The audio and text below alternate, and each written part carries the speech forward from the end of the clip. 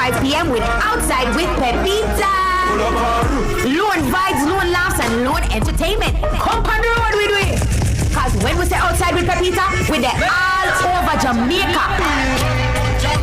Anyway, check them out. We're there. We're in on the business. Stay tuned in for prizes, surprises, giveaways, guest artists, and enough more.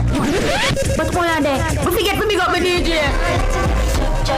DJ Jerome, the shell boss, I'm gonna make your bust to pew pew with the maddest, baddest, and latest tune. So look out for Outside with Pepita. We might be coming to a town near you. You heard it here first. Outside with Pepita, Saturdays 3 to 5 p.m. on Nationwide 90 FM. The new revolution in media. Jamaica, lock it in and don't miss a thing.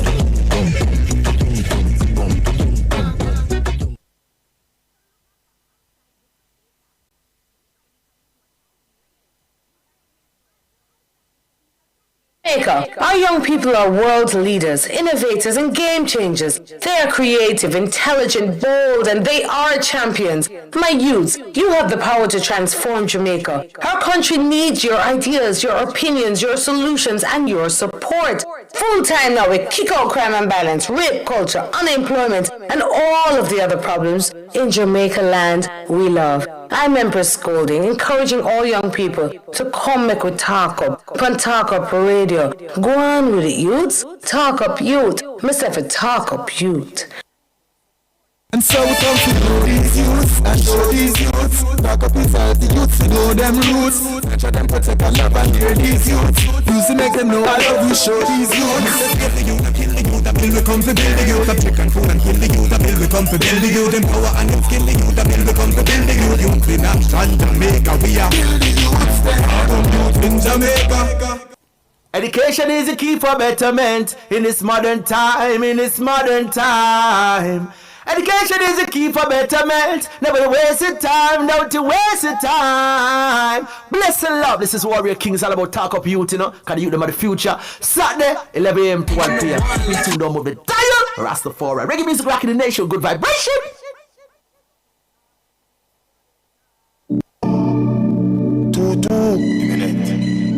Bush loader.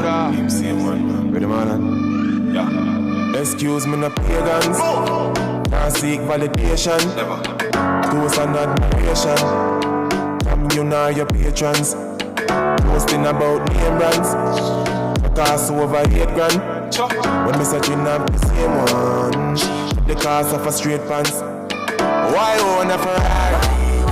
With nowhere to park it. Why shop a Louis V? When there is a target. Now me hype on my face thing. Two minds me a saving. Them go fend if you trendy.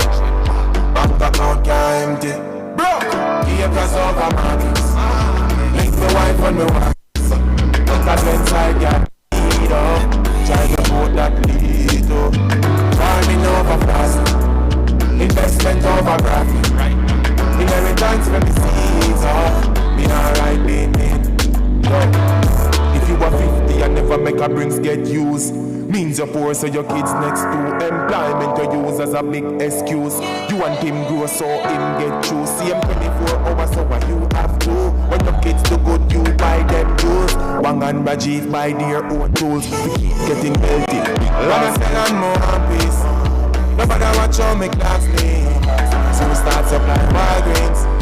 Stocks large when they plant trees. Them beans them out of the burger, go on the mummer. You want, sir.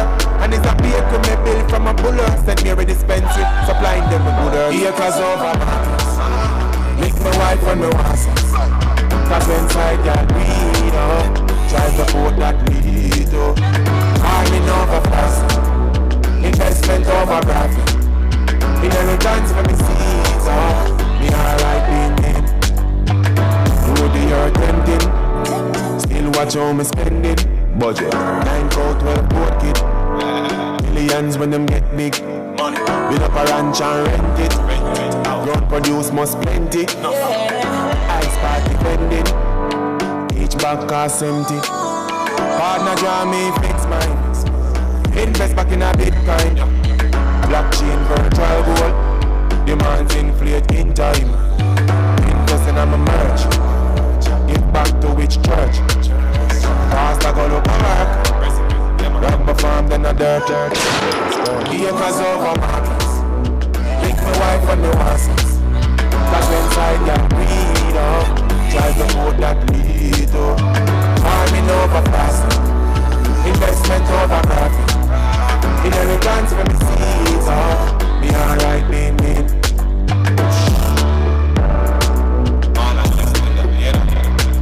Alpha boy. Bush music. Bototo. Bush.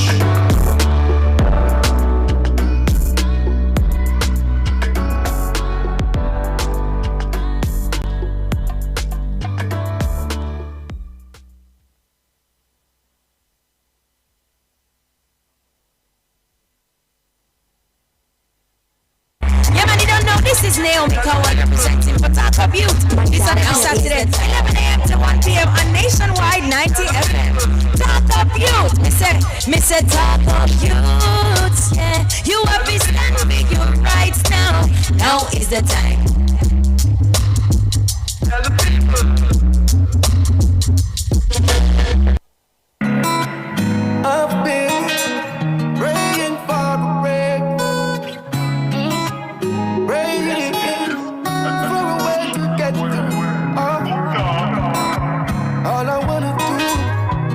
All I wanna do,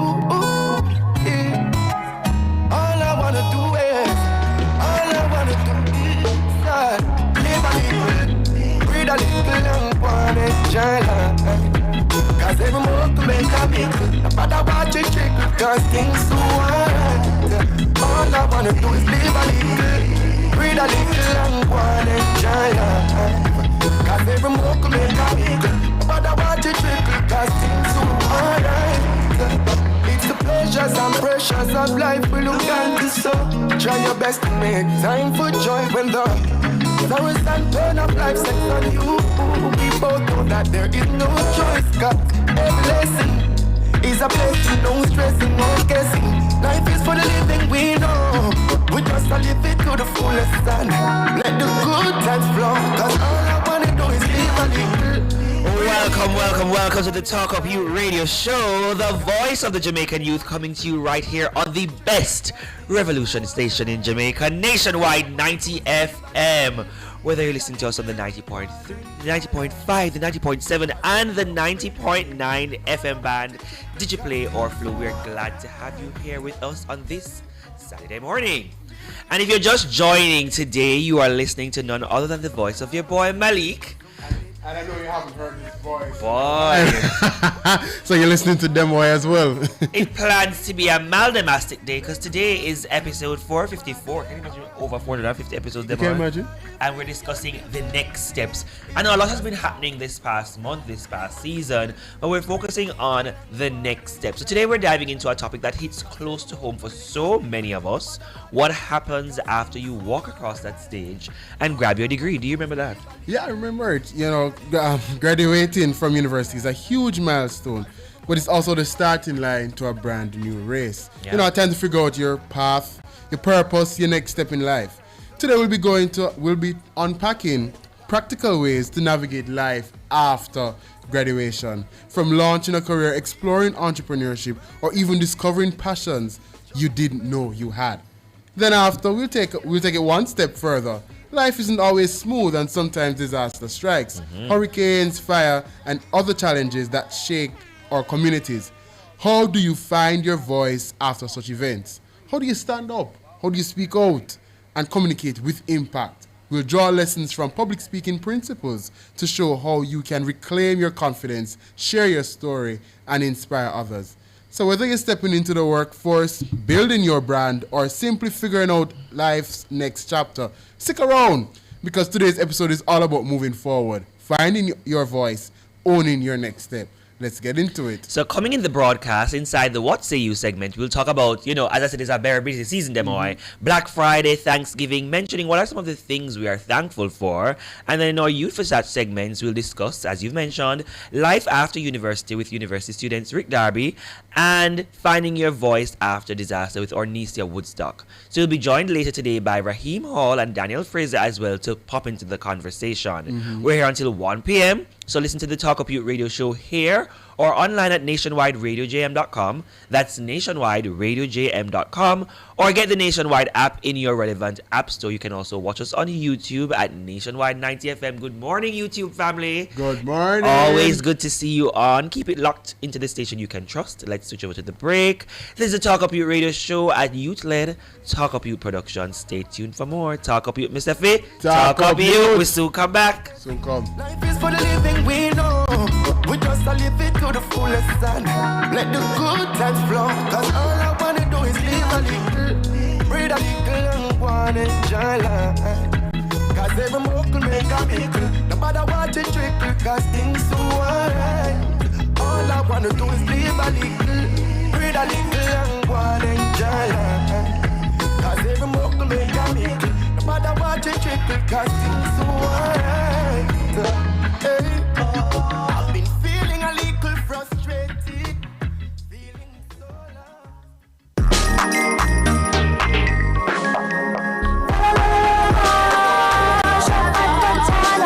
It's Christmas time, all those gift shop Christmas time for you this season. Make Fontana be the reason for your ornaments and your perfume. Soon I'll leave out the kids, we got a touch for you. It's Christmas at Fontana, yeah. We got all the gifts here for you. It's all good inside. For a limited time, Home International Limited is offering a special price on select Korean colors. You can't miss this. Choose Korean for your kitchen or bathroom countertops. Korean is durable, beautiful, and long-lasting. Solid right through and no sealing necessary. Visit us at 104 Constant Spring Road or telephone 876-755-1970 or 276-6448. Open Mondays to Fridays, 8:30 a.m. to 4:30 p.m. and Saturdays, 9 a.m. to 1 p.m. They've lost homes. Everything is gone. Have no house, have nothing. They've lost power. No water, no food, no light, no bed. Jamaican people need desperate help. Some haven't heard a familiar voice in days. The last thing I said to my sister, please be safe. Not when you lost. For others, hope is starting to ebb. But together, we are rebuilding Jamaica, one parish at a time. We have to try. We have to try. Can't give up. Join Nationwide 90 FM from November 21 to December 19, every Friday from 9 a.m. to 3 p.m. as we broadcast live from Westmoreland, St. James, Trelawney, Hanover, and St. Elizabeth, helping families and communities rebuild after Hurricane Melissa. And you can help too. Bring your donations, non-perishable food, water, hygiene products, lighting, or recovery supplies to our office at 14 Ocean Boulevard, the Digital Building, downtown Kingston. Let's show the true strength of our nation. Unity, compassion, and care. Together, we can rebuild lives and restore hope. Nationwide 90 FM, the revolution in media.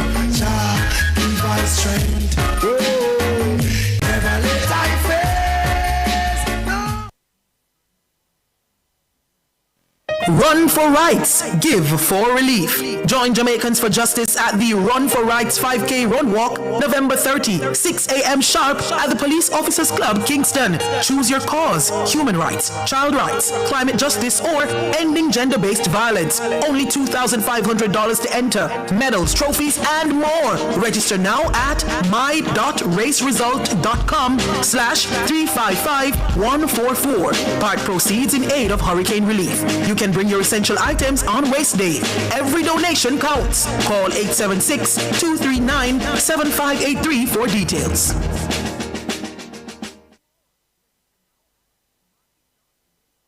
This is Nikisha Barnes representing for Talk Up Radio, a Talk Up Youth production held every Saturday 11 a.m. to 1 p.m. Talk Up Youth, Mr. Fit. Talk Up Youth.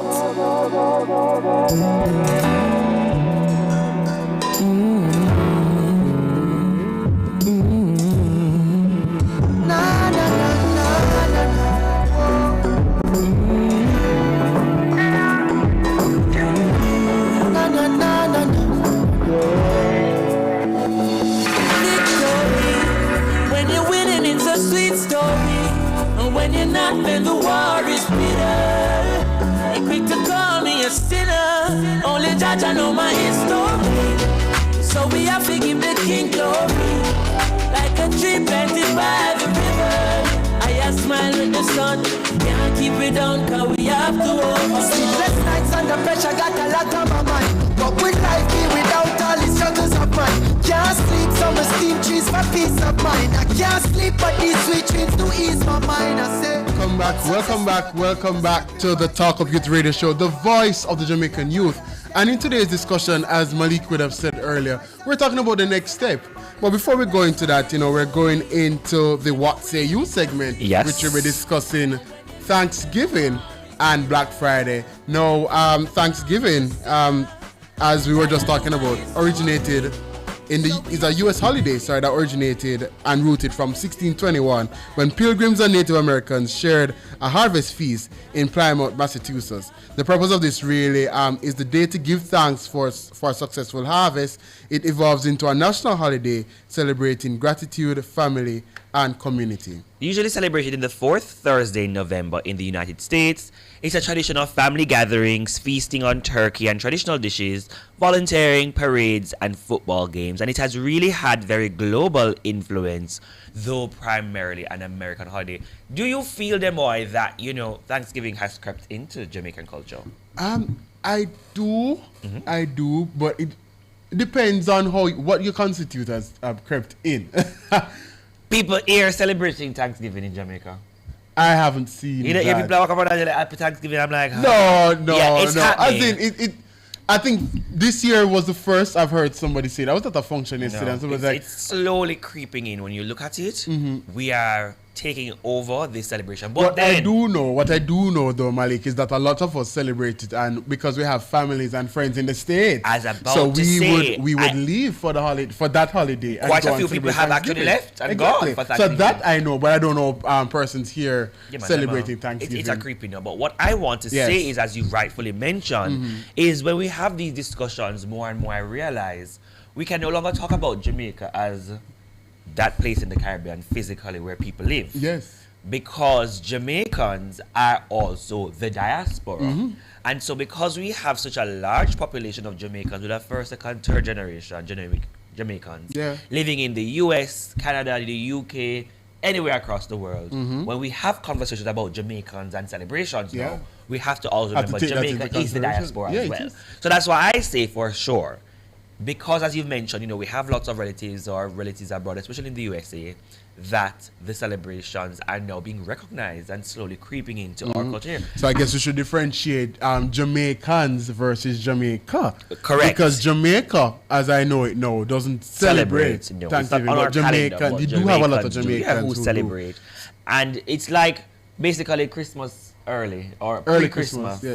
Or pre-Christmas. Because interestingly, what they do for Thanksgiving is what we do during Christmas. Precisely. But then the Jamaicans who live in the diaspora literally cook the same things plus turkey. Because the US people will cook, of course, the Black Americans will cook the collard greens and the sweet potato yams and beans and those potato. The Jamaicans, though, if you stay at Thanksgiving table with a curry goat oxtail, that's a Jamaican. No, if you have a Thanksgiving table with curry goat and oxtail, don't invite me. But that's what I'm saying. So in the diaspora, it is Christmas part 1 or Christmas pre-Christmas, and then the warm-up for Christmas is Christmas launch. Yeah, the launch. Right, so the conversation now, Malik, is gratitude versus consumption. So Thanksgiving, as we would have read, is about giving thanks. But the day after kicks off Black Friday shopping frenzy. Did you do any shopping yesterday for Black Friday? No, I didn't. How come? Did you? How do you balance appreciating what you have with the pressure to buy more? Did I did my Black Friday shopping before Black Friday. Yes, you might call me lame, but I did. I found whatever deals I need to find, and I got what I need to get already. But generally, did you physically yesterday? Because I heard they were talking about some Black Friday in Kingston and stuff. Did you? So to show you that why I'm going back to the point that we do celebrate Thanksgiving, because Jamaicans love a deal. No. Jamaicans love a deal, and Jamaicans participate in Black Friday. I don't know what you want to say. No, that's a different conversation, because I genuinely believe that that's capitalism making its way in. And I will. Socialism coming out of you. No, it's not socialism coming out of me. I believe that that's capitalism creeping itself in the same way we don't celebrate Cinco de Mayo. Yeah. But I know a place that celebrates. We don't celebrate. We don't. Jamaica. Well, Kingston, Jamaica. Thank you very. A specific location. And I'm telling you, because of capitalism, we celebrated 5 days for the week. Yeah. As opposed to as opposed to persons who celebrated just the one day. Very so well. that Black Friday yesterday for me. Did you see the traffic yesterday? No, the traffic in Kingston was ridiculous. What time did you? Ridiculous. Like after 5 in the afternoon, both rush hour. And I'm like, why is today extra bad? But I'm like, oh crap, it's end of month. Yes, it is. Black Friday. People just get paid Black Friday. And all so people did engage, and of course, especially our generation loves a good deal, loves the online shopping, and it's just so interesting to see how. Even though it's part of Thanksgiving, how Black Friday has evolved. People stay up and make sure they get involved in the deals. I know there's Cyber Monday as well. Definitely. So it's interesting, but I think this question is a very good question. You can join in the conversation 630-9371-4. That's 630-9371-727374. How do you balance appreciating what you have with the pressure to buy more? How do you need more? It's a good question. To be honest, if you look around, you go down the checklist, because even taking it out of the Thanksgiving context into the Jamaican Christmas or the Jamaican Thanksgiving, which is Christmas context, you have to buy the new curtain, the bedspread. Yeah, but that's different. But you already have, so why do you need more? No, because with the festivity comes, this sense of newness and presence and even. But I think that's what this conversation is asking as well, because it says, how do you balance appreciating what you have with the pressure to buy more? Because you already have these things already, so why do you need to buy more? But you made a good point. It to does. welcome the season of festivity and calm into your lives, you're gonna need stuff. So the issue now is, okay, what is it that you need, or what is it that I would like, as opposed to what is it that I'm going to just make use of because it's a deal. You understand? So for example, you have what's that at 17? No, sir, you have a 50. No, for the viewers. Well, no man, nobody show yourself so much. For the viewers, which one is this? The 15. That's not basic. But anyways, friend. All right, so you have a 15. The 15 is working. The 15 is working well, Mali. Yes. Because of Black Friday or Cyber Monday, are you going to put yourself out of the way and get the 17 because you're getting probably 100% discount? Not $100 US discount, just 100%. Forgive Clearly. me. No, but I'm saying that is the conversation. Do you need it but as opposed then to I you like want you it? mentioned about need, want, and already have, and Yes. can be content with, because now I think, especially in a context like where we are existing now in Jamaica, it really shifts the conversation to how can I also use what I have and give to someone else? Which is true. And I think that's where the whole Thanksgiving comes into as well, because for us, we know we're on recovery or the road to recovery post a hurricane.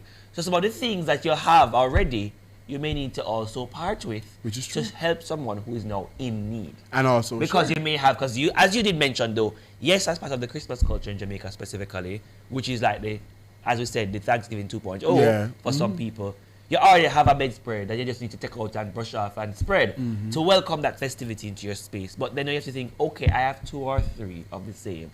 There's someone now who doesn't even have one. Yeah. Maybe I need to now think about obviously going through that and giving somebody who really needs. Or shop with that intention. But you also, to go back to the conversation, because you also have persons who deliberately put things off that they need to capitalize the discount. As well. Yeah, as well. So that opens up financial smarts and responsibility. With all the deals and discounts during this Black Friday, Cyber Monday season, what are some smart ways for young people to manage money, avoid overspending, and still enjoy the holiday season? The same rubric that I would have set out earlier. I think so. What is it that you need? What is it that you want? What is it that you would like?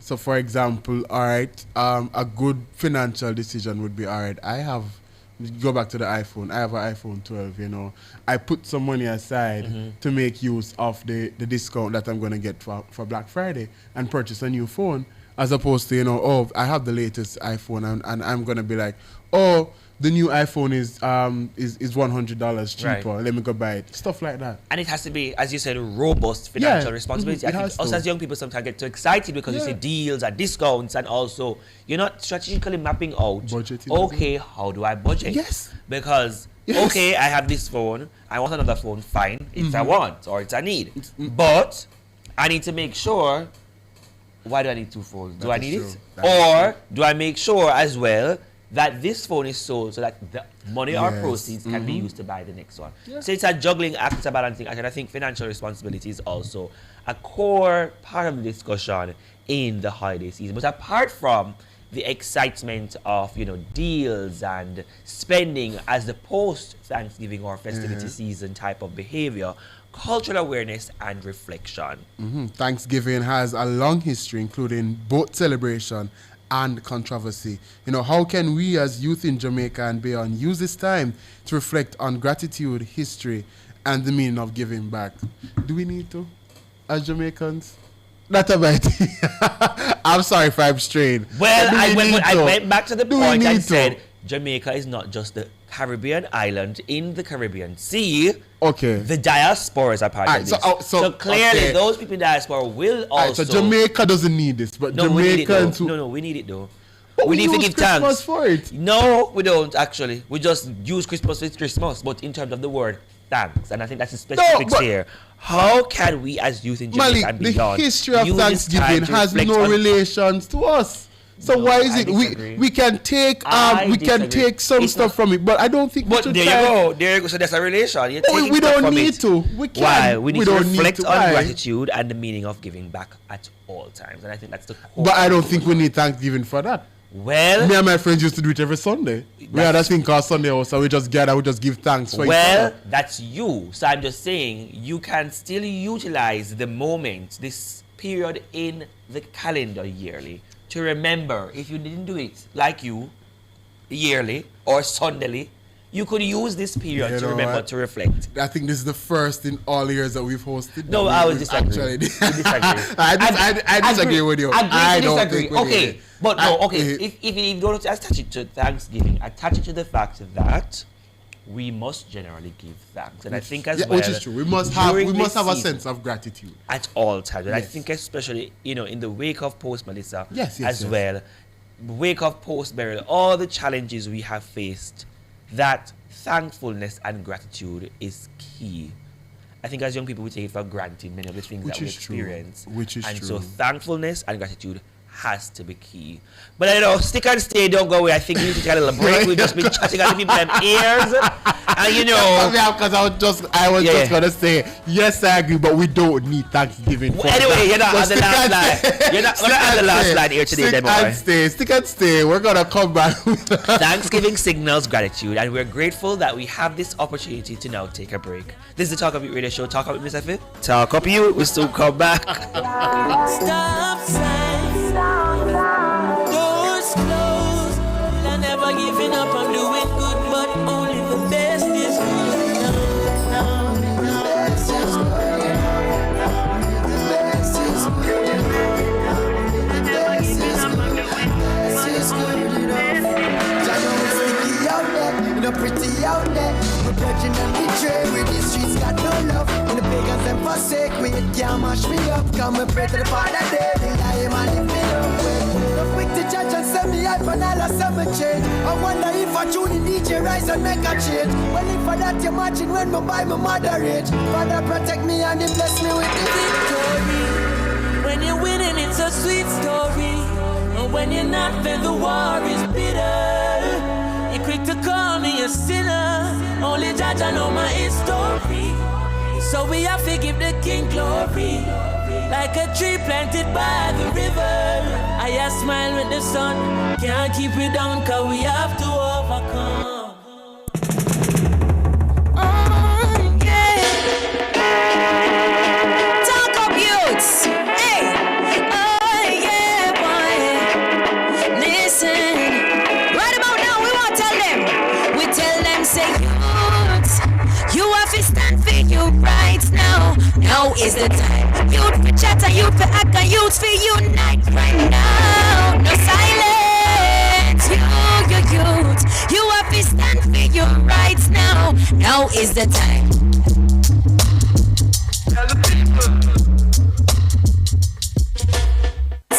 Yeah man, you don't know this is Naomi. Get ready, students.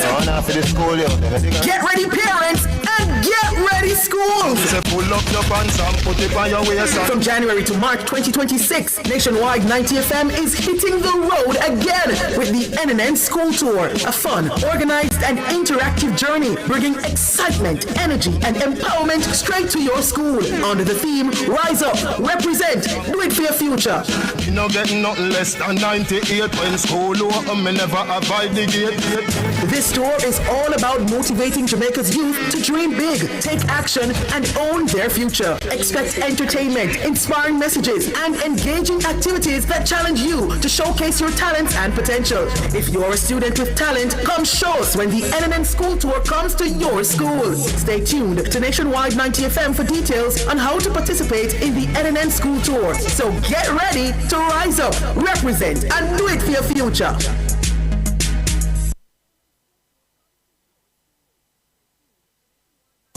Educators, it's your summer your way. Let's go! Upgrade your ride with the sweet summer sale from the JTA Cooperative Credit Union. Educators take the driver's seat with the sweet summer sale from the JTA Credit Union. Ride in style with a new car or take that well-deserved vacation with a personal loan. Low interest rates, flexible terms, and fast approval. It's your summer your way. For more info, call 876-618-1706. The sweet summer sale from the JTA Cooperative Credit Union. Serving our members, impacting lives positively. Outperform, outlast. We top performance. Jackama.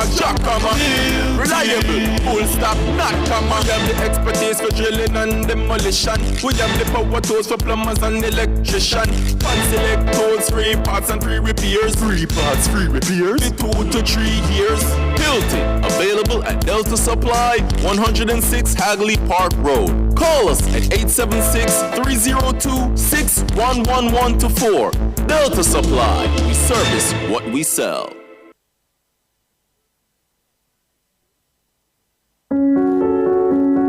They've lost homes. Everything is gone. Have no house, have nothing. They've lost power. No water, no food, no light, no bed. Jamaican people need desperate. Some haven't heard a familiar voice in days. The last thing I said to my sister, please be safe. And that was the last. For others, hope is starting to ebb. But together, we are rebuilding Jamaica, one parish at a time. We have to try. We have to try. Can't give up. Join Nationwide 90 FM from November 21 to December 19, every Friday from 9 a.m. to 3 p.m. as we broadcast live from Westmoreland, St. James, Trelawney, Hanover, and St. Elizabeth, helping families and communities rebuild after Hurricane Melissa. And you can help too. Bring your donations, non-perishable food, water, hygiene products, lighting, or recovery supplies to our office at 14 Ocean Boulevard, the Digital Building, downtown Kingston. Let's show the true strength of our nation. Unity, compassion, and care. Together, we can rebuild lives and restore hope. Nationwide 90 FM, the revolution in media. Never let I fail.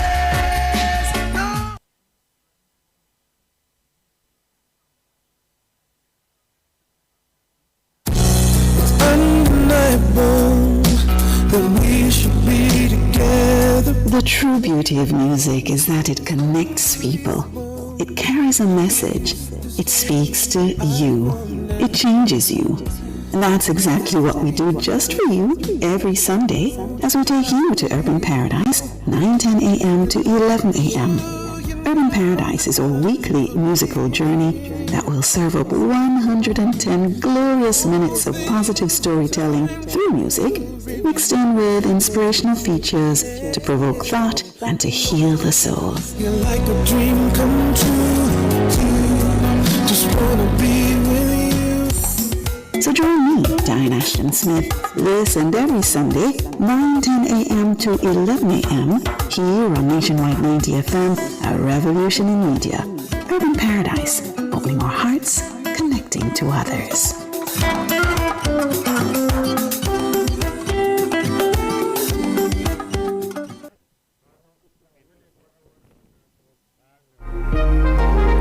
Mastermind. Yeah.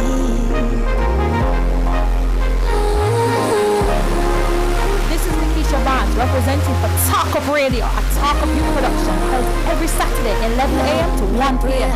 Talk Up Youth, Mr. Talk Up Youth.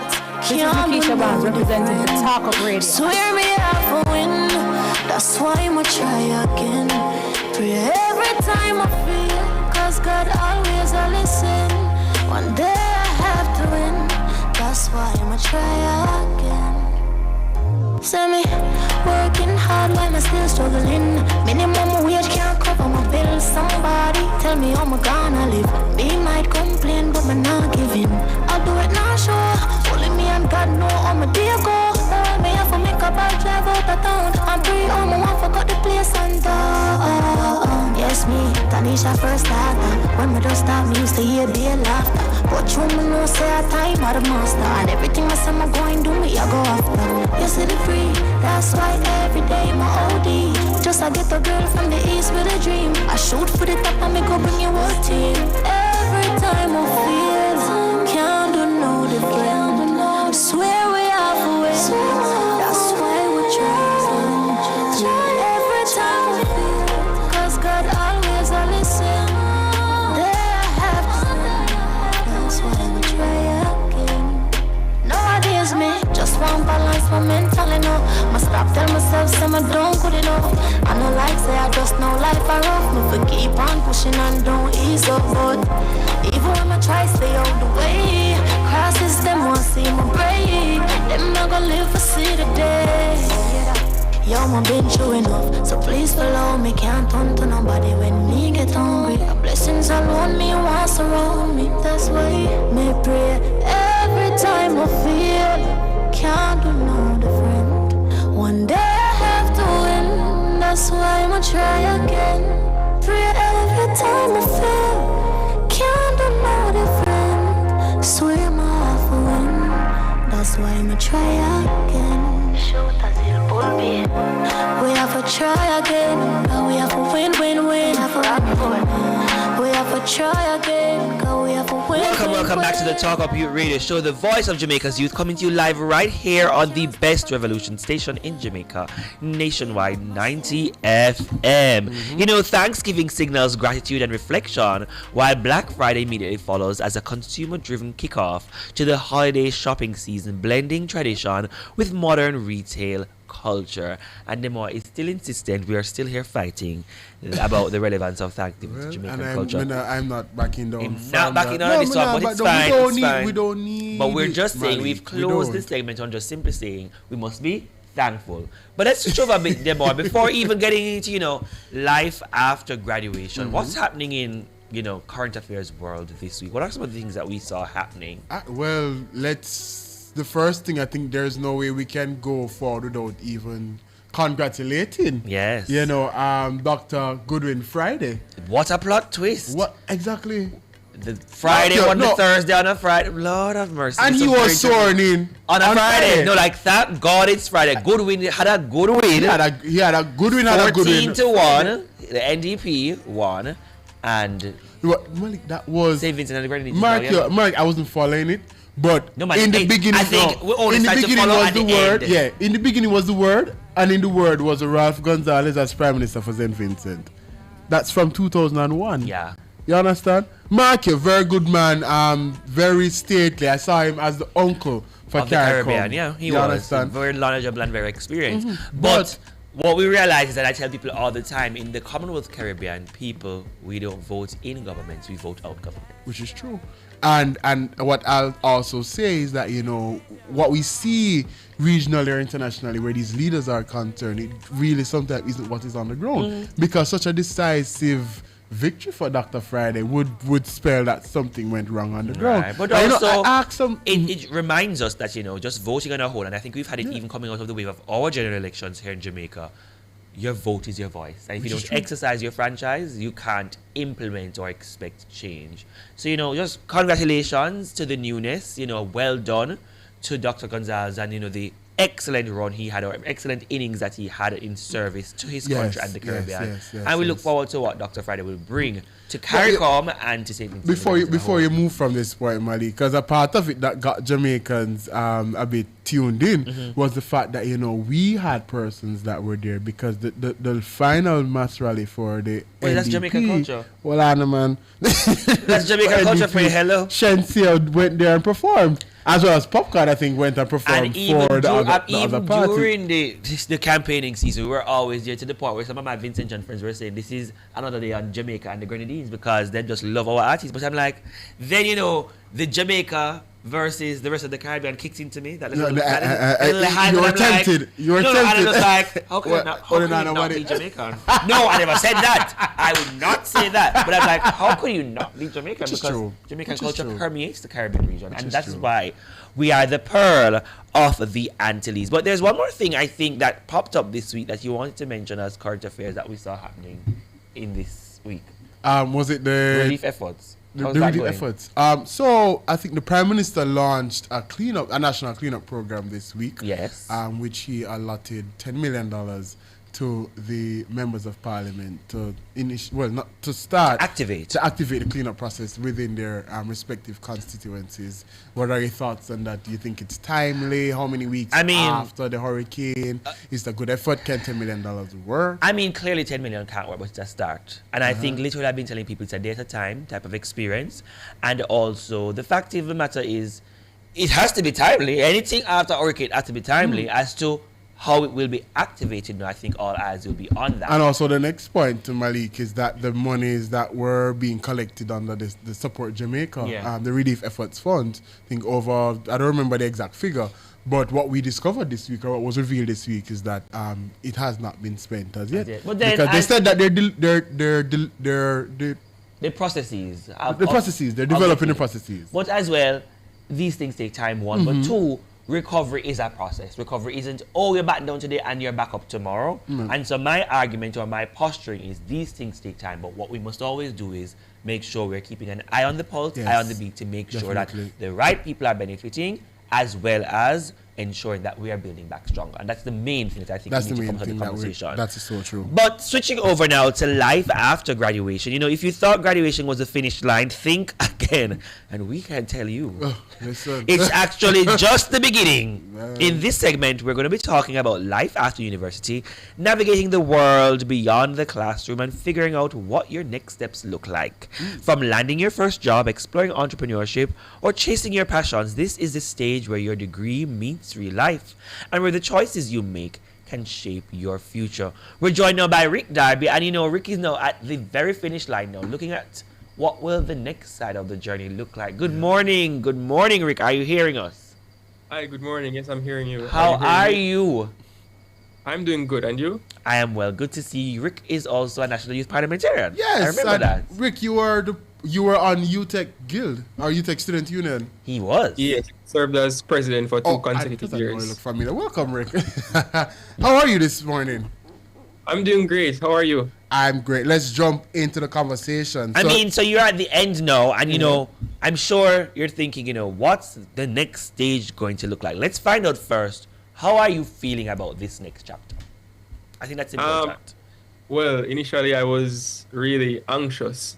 I mean, finishing up my last year as my master's, because I actually completed my bachelor in 2023, so and I went straight into my master's.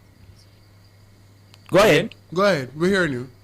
Yes, so I went straight into my master's. So in the last few months of the program, I was a bit anxious. I was sending out a lot of job applications, and I wasn't really hearing back. So it was pretty nerve-wracking knowing what the next step would be, finishing school, and then what would I do next.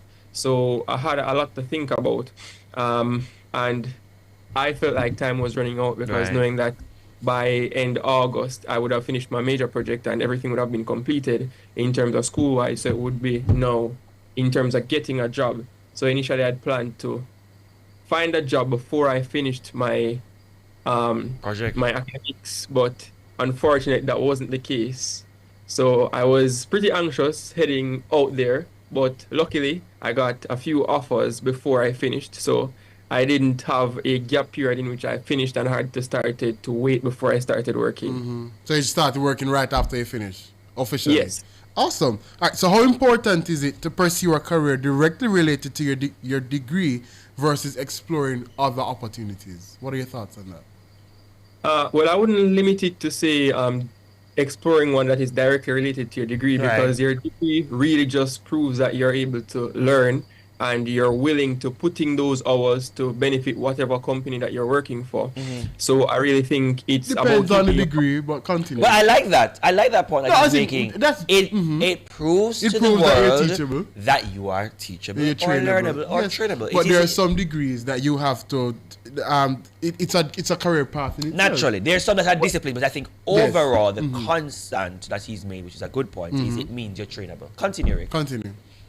Definitely. In the sense of choosing, but I get the point that he was making before in terms of choosing a degree that's not, there aren't many opportunities out there for it. So in terms of that, and then having that expense, especially if you took a student loan and then graduating, you wouldn't be able to make yourself marketable because there are not necessarily a lot of jobs out there for that. So it's important that before you choose that degree, or while you're pursuing your degree, that you actually look for the options and look where the market is going. So look where opportunities will open, because I've known a lot of students who they started a particular degree and then they changed over time because their interest changed, and they also saw where the career field that they were in or the degree that they were studying for, there weren't a lot of opportunities. So they saw where there were more opportunities, so they tend to change their programs and venture into those fields.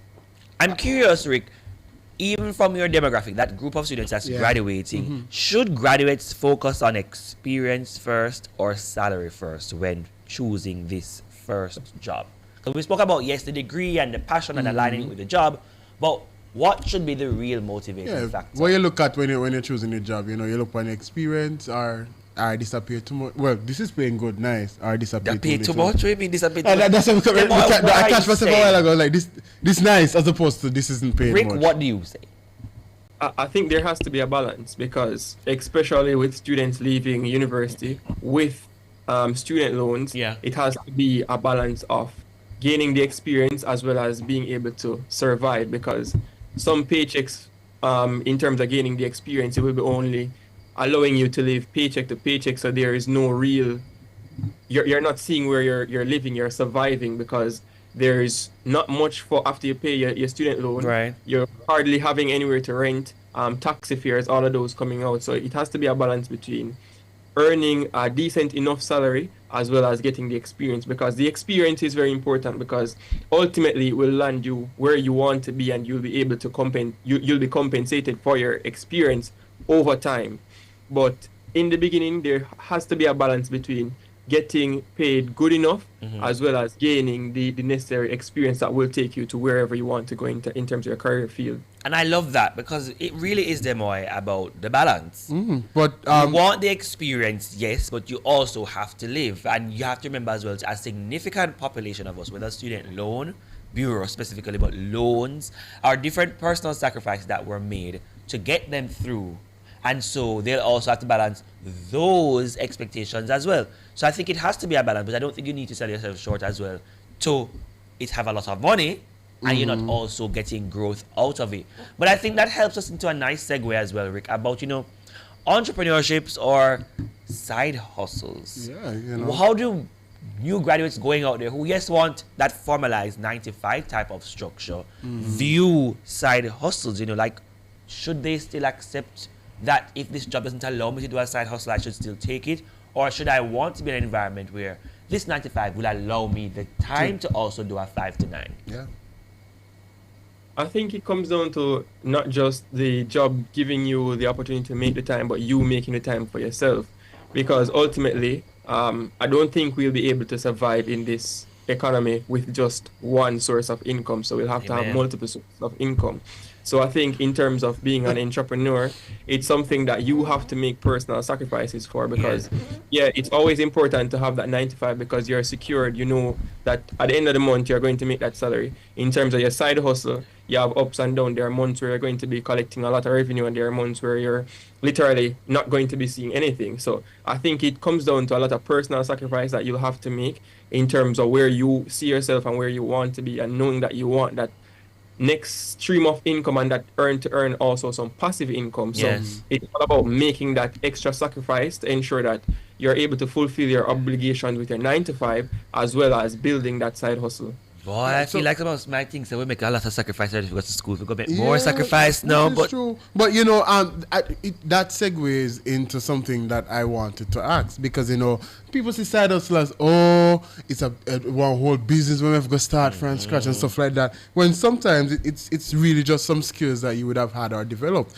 So how is it? How can young people leverage skills from university to create side hustles or freelance opportunities? I think even when you're at university, you learn a lot, you meet a lot of new people and so forth. So it's all about utilizing your network, because there are going to be a lot of soft skills or a lot of skills that you learn. You're even going to learn skills on your job that you can use to push your little side hustle. So it's all about that balance and also leveraging your network. So understanding the different needs and see where, okay, I can learn this on YouTube or whatever. Right. Because there are different opportunities out there, even Heart. As much as you have a degree, there are a lot of short courses that we can do at Heart or skills training that will ultimately benefit us in the future and also let us earn a lot more. And I love that, because I think many of us as young people face this challenge of, only utilizing my degree, and you box yourself into the teachability or the learnability of what I've experienced in my degree and my degree alone. But then there's so many skills that I think, as you said, from COVID until now, it has forced us to realize you can even do some little online courses in marketing or, writing or editing things for people. Or as you say, going to Heart and learning skills like, them are going to say you want to learn carpentry or plumbing now. That's what it say? Or tiling. Okay, I want to learn how to bake. I want to learn how to cook. Whichever one, but going to these places and getting this extra skill set, I think, can only make you a better person or a more rounded person to help you, as you're saying, with these entrepreneurship aspirations that you may have. And I think that's one thing as young people we need to also tap into a lot. You may get very caught up into, especially as you're saying, Rick, settling into the world of work and adulting 2.0, but you must also remember to have that extra skill set or experience to make your needs and wants collide for your benefit. Definitely, most definitely. I think as well, though, as part of this new transition you're going through, how do you handle the setbacks or uncertainty during this period? Because, you're at the end of one journey, commencing another. What advice, or share with us first what you have done to handle it? Well, I think it's a bit different, and it's very difficult because it's not like just a grade where you can say, okay, I got a bad grade here, I can calculate how much better I need to do on the next test to ultimately get me that A at the end of the semester. This is real life we're talking about. Mistakes will cost you stepping into that world of work. So I think it all has to do with regulation, self-regulation, because there are going to be a lot of setbacks, especially doing a 9 to 5 as well as pursuing a side hustle. You're going to have times where you feel like, is it all worth it? And sometimes you feel like giving up, especially on the side hustle. But it all comes down to looking at where you want to be and picturing yourself and laying down that foundation. So sometimes you're going to go at things and you're going to go at them a bit too fast, and then looking at the setback, initially looking at the setback is going to let you feel like, okay, I should just give up on this. And then you have to take a step back and look at the bigger picture and say, hey, I haven't learned enough, or I don't have enough experience where this is concerned. So this might be one of the reasons for failure right at this particular moment. So stepping back and analyzing and see where you fail. Was it a lack of competence? Is it really lack of competence or rather lack of experience? And then taking the next step from there and understanding that, okay, I'm young, but yeah, we feel like the world is running far ahead of us, but we have to take some time to develop ourselves, understanding that the persons who are ahead of us, they've had the time, they've made the mistakes, they've learned from those mistakes. Now it's our time to learn from these mistakes, even learn from their mistakes as well, to push us forward. And I love that you mentioned, self-regulation is so critical, because as young people, we were even talking about earlier, thankfulness and thanksgiving and reflection. Them all, I see, come right back again to halt you. But I'm not listening. But the point is, reflection and self-regulation is a critical part of growing up. And he doesn't need Thanksgiving to do that, but continue. He had to have a plug, Rick, but we're not even going to have to be the referee right now. But reflecting is a critical part, and I'm glad that you mentioned that, self-reflection, and it's okay to make mistakes. Which is true. They're going to come, but they're going to help you develop your experiences, and I think that's very, very critical. But, you again, in the hot seat, what life skills do you wish you learned better in university? Is it financial literacy, networking, communication? I think, you were the model student already because you're the president, but each of us... No, but it's a good question nevertheless. In all that you'd have mastered, what is that life skill that you could have developed more in university? Reflecting now on this journey. Reflecting now, I would say, for one, I wish that I would have taken more in terms of coding, because that would be very beneficial to me right now, especially in the things that I'm pursuing. But luckily, I have a lot of friends who do those type of work, so I can rely on them. Yes, I can rely on them. But also, I think financial literacy would have been one I should have taken the extra step to learn more, because I think now a lot of my setbacks are because I didn't master that skill. So in terms of going out, I wasn't good at public speaking. Initially, I learned how to speak better. I learned how to communicate with persons better. I learned how to understand people and whatnot. But I think financial literacy is where I fell short. And I think I always knew how to make money, but not necessarily how to manage it. And I think that is one of my biggest setbacks right now that I wish I had mastered, which I'm going to have to now take the extra time to learn and master to propel me further. I like that. And how can graduates balance independence, responsibility, and social life after leaving school? They kind of segued in that just now. Well, that initially will require a lot of sacrificing. You're going to have to sacrifice a lot of time that you would otherwise have. So in university, we're studying, but we have a lot of time to go to parties and so forth. We have a lot of engagement in terms of clubs and so forth. But leaving that university space, you realize that when you were in university, everything was at your fingertips. So in terms of the volunteerism, the clubs, the societies, all the soft skills, that anything that you wanted to learn was all at your fingertips. Right. Not stepping outside of the university space and into the working world, you realize you have to go out and seek those opportunities. So it's going to require a lot of sacrifice in terms of your time, in terms of commuting, getting to spaces, putting yourself out there, to be better able to blend into and to get the type of lifestyle that you're looking for.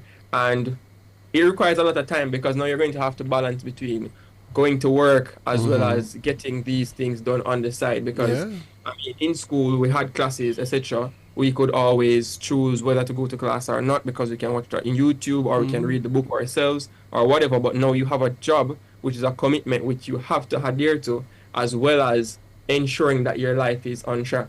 Yeah, boy, him so like him do this thing long time. You just so like him just a graduate from school. Yeah. You should have host.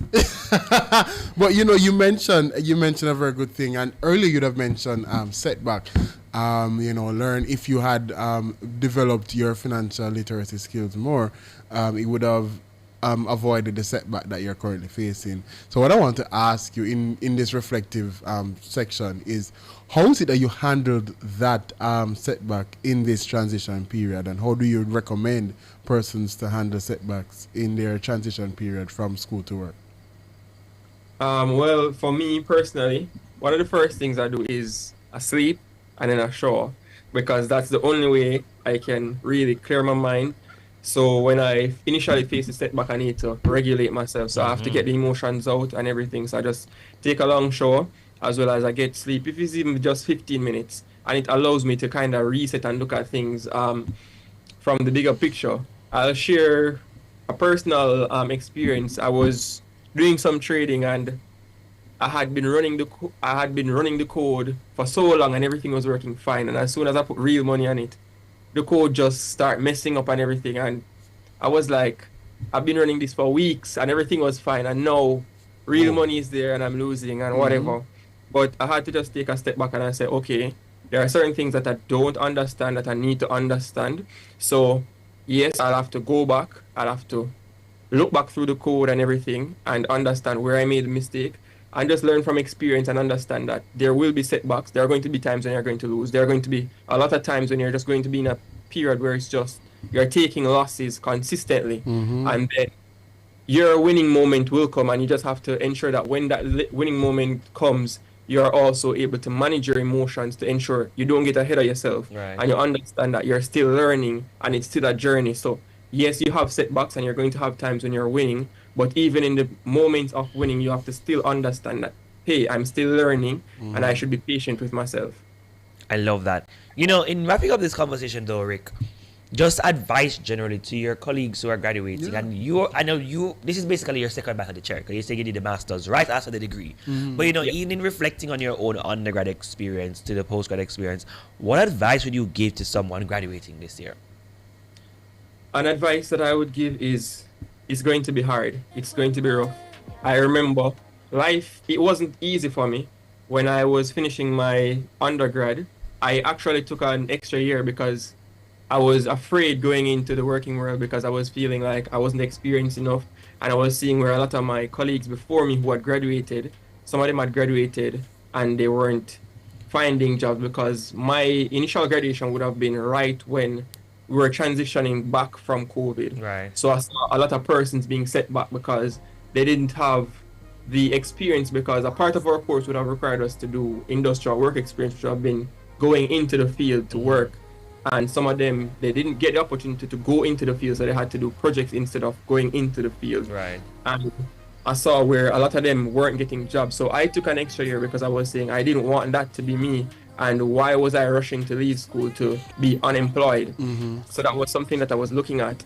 And then I decided to do the master's right after finishing. And then in my hunt for jobs, I realized that a lot of persons were saying, hey, I look good on paper, but in terms of the actual experience, I don't have that. And then you're saying, you're pursuing a master's now, we can't pay you for a master's. And we feel like, I've been told in interviews, they think I have too much potential, so I'm not going to stay with the company. And I sound too bright, so they're not sure if that will transition. And I'm saying, hey, just give me a chance and I'll show you that I definitely can do it. So there are going to be a lot of setbacks. So it's all about being patient and understanding that, hey, sometimes you might have to take a step back. So even though I have a master's, sometimes I'm looking at, I'm saying, okay, I have a master's, but right now I need a lot of experience to be paid for that master's. So in looking for certain jobs, yes, I find a job that pays decent enough for me to be able to afford my expenses and to live, but also understanding that what I'm being compensated now doesn't value my worth, because I know that I will be worth more, but right now I need to gain that experience.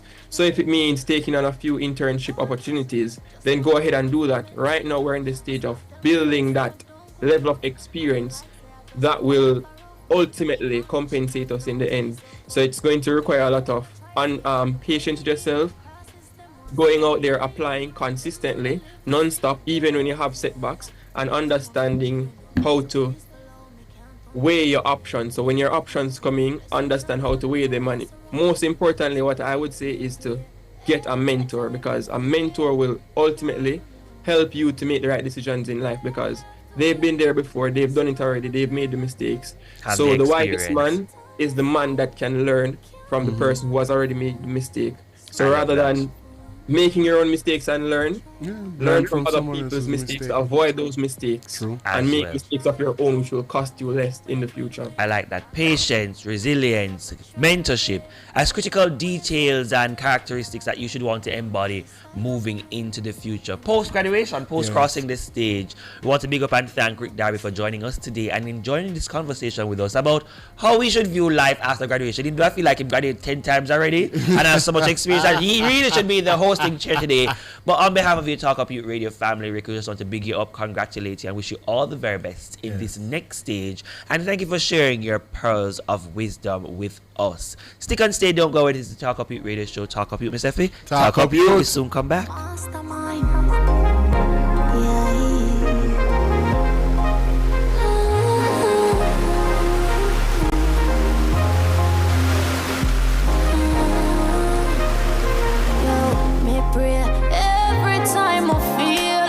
Can't do no different. Swear me half a win.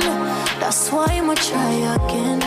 Pray every time I feel, cause God always a listen. One day I have to win. That's why I'ma try again. tell me, working hard. Yeah, man, you don't know, this is Naomi Cowan representing for Talk Up Youth. This on every Saturday, 11 a.m. to 1 p.m. on Nationwide 90 FM. Talk Up Youth, me say Talk Up Youth, yeah. You have to stand for your rights now. Now is the time. Tell the people. Interesting. Were you aware of Athena Care? One of Jamaica's most trusted full-service medical concierge. They provide compassionate, high-quality care for your loved ones. Hold on. There's more. They provide registered nurses, dietitians, psychotherapists, doctors, social workers, and the best guidance support possible. Give them a call now. 876-442-2428. Athena Care, your concern is our concern, and we take care of what matters most. Athena Care. We do care. Upgrade your home or business with Cameron Industries and Joinery Limited. Explore a range of termite-resistant plywood, quartz, solid surface, and granite. Experience timeless elegance with our cedar doors, crafted from premium cedar stock, kiln-dried for durability and beauty. For quality and craftsmanship, visit us at the Trade Center Kingston 10 or Hatfield Mandeville. Call 876-963-0628-30. Cameron Industries and Joinery Limited. Transform your space today. They've lost homes. Everything is gone. I've no house, I've nothing.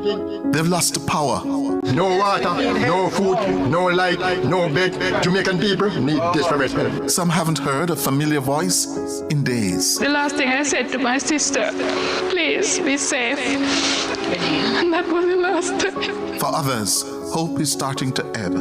But together, we are rebuilding Jamaica, one parish at a time. We have to try. We have to try. Can't give up. Join Nationwide 90 FM from November 21 to December 19, every Friday from 9 a.m. to 3 p.m. as we broadcast live from Westmoreland, St. James, Trelawney, Hanover, and St. Elizabeth, helping families and communities rebuild after Hurricane Melissa. And you can help too. Bring your donations, non-perishable food, water, hygiene products, lighting, or recovery supplies to our office at 14 Ocean Boulevard, the Digital Building, downtown Kingston. Let's show the true strength of our nation. Unity, compassion, and care. Together, we can rebuild lives and restore hope. Nationwide 90 FM, the revolution in media. Give us strength. Oh, never let I fail. Get ready, students! Get ready, parents! And get ready, schools! From January to March 2026, Nationwide 90 FM is hitting the road again with the NNN School Tour, a fun, organized, and interactive journey bringing excitement, energy, and empowerment straight to your school. Under the theme, Rise Up, Represent, Do It For Your Future. You know getting nothing less than 98 when school over, me never avoid the gate. This tour is all about motivating Jamaica's youth to dream big, take action, and own their future. Expect entertainment, inspiring messages, and engaging activities that challenge you to showcase your talents and potential. If you're a student with talent, come show us when the NNN School Tour comes to your school. Stay tuned to Nationwide 90 FM for details on how to participate in the NNN School Tour. So get ready to rise up, represent, and do it for your future.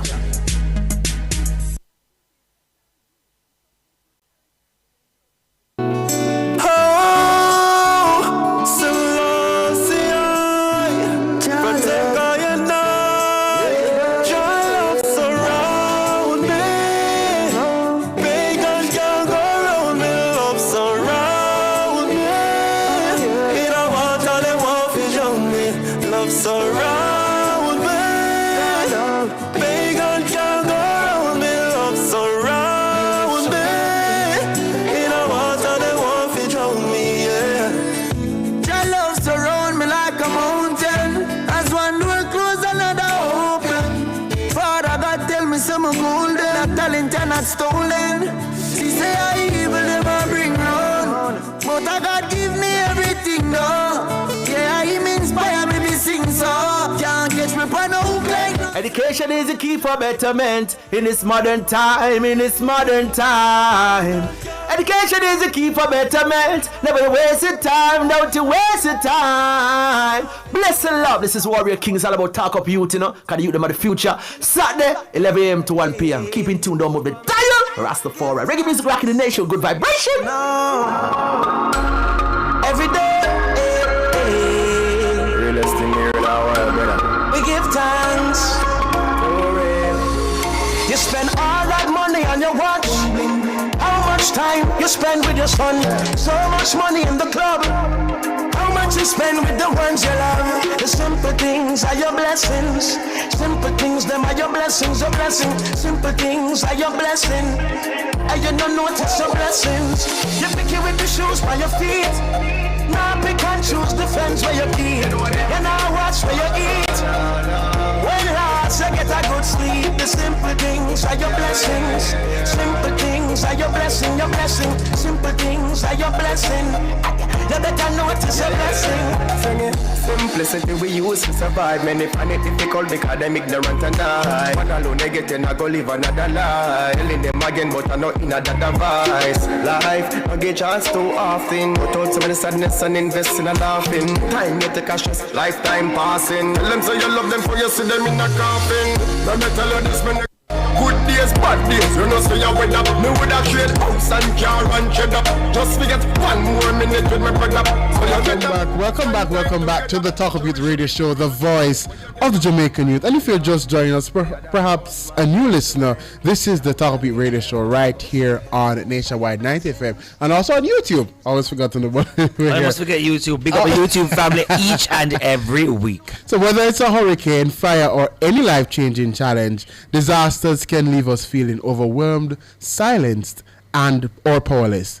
But just like public speaking, there are principles we can use to communicate effectively, inspire action, and reclaim confidence. Today, we'll explore how to speak up after hardship, how to share your story, advocate for your community, and even turn your experience into something that helps. And we have with us Miss Ornesia Woodstock. Ornesia, how are you? I am alive and well. How are you? I am great. Welcome to the Talk Up Youth radio show, Ornesia. We are just excited to have you. Thank you. And just explaining or sharing with us how you can find your voice after disaster, after challenge. Yeah, throughout hardship. But any type of hardship. But can you share with us a time when a disaster or major challenge made you feel silenced or powerless? And how did you get over that? Not a problem. So for most of my academic journey, so that's primary school, high school, and university, I was bullied about my voice. So I was told that I sounded too husky, my voice rough, me sound like man, all of those things, and constantly hearing that will make anybody feel traumatized. Yeah. So yes, I was good at public speaking. Yes, I was eloquent, but hearing that made me lose confidence in my voice and not want to speak. So oftentimes when I was put in competitions or put in leadership positions where I had to speak, it was by force. Yeah? And so how did I overcome that? One, community. I had people who heard the value in my voice, saw the versatility in my voice, and decided that we're not going to allow you to stay silent. We're going to dig you out of that pit of trauma, dig you out of that pit of shame, you get up the pit of hopelessness, and have your voice being placed in spaces, in rooms, before audiences, where it matters and can add value in those spaces. Two, which I should have been number one, my relationship with the Lord. I love that. God makes you absolutely confident. When you know who you are in Christ, when you have, even when you don't know, when you are trying to form a decent relationship with Jesus, it makes a difference. He becomes your strength. He becomes your hope. He becomes your guide. He becomes your mantle. So that you no longer operate in your own strength, but his. So, and then thirdly, get therapy. Talk to a guidance counselor, talk to a pastor, talk to a trusted person, because trauma only cripples you, it does not elevate you. So I'd invite or encourage somebody who is experiencing that is something that is making you feel silent, or you want to shut down or shut off. Nah, there's no benefit to doing that. Go find somebody, sit in an office, sit before a pastor, a guidance counselor. If you don't want to go to somebody initially, go to the Lord. His ears are always open. I love that. I love that. How can public speaking techniques like, clear structure, confident body language, and storytelling help someone communicate after trauma?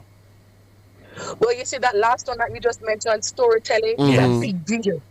As a matter of fact, that's part of the Jamaican culture and is one of the most powerful tools in public speaking. Everybody has a story, especially everybody now on the western side of Jamaica. Oh, wow. Yes. We have an experience that we need to talk about. So I'm in St. Anne, and the storm did batter some parts of St. Anne. Yes. I watched somebody's entire house blow away. The house. Who would not want to sit and hear that? Yeah. Who would not want to sit and hear how the trees broke down and you watch the concrete poles being tilted? You saw the water rising. Sure, it was traumatic. Sure, it was frightening. Yes. Sure, it was overwhelming. But when the grey clouds are past, you now have a story to tell somebody, I survived this. There's not a roof over my head now, but I survived this. We went without food for a while, but we survived this. We sit down in a darkness longer than we thought. But we survived this. And if we can, so can you. And I love that. Why is practicing your message, though, so important, even if it's just talking to yourself first? Yeah. Because one, you have to convince yourself of whatever you're saying. A good salesman sells himself before he sells the product. I love that. So you cannot be selling a skincare product and you have acne. That don't make sense. You can't be selling cars and you don't drive one. Me not gonna believe you. So when you rehearse, you believe yourself, you convince yourself, and that makes you more convincing for others.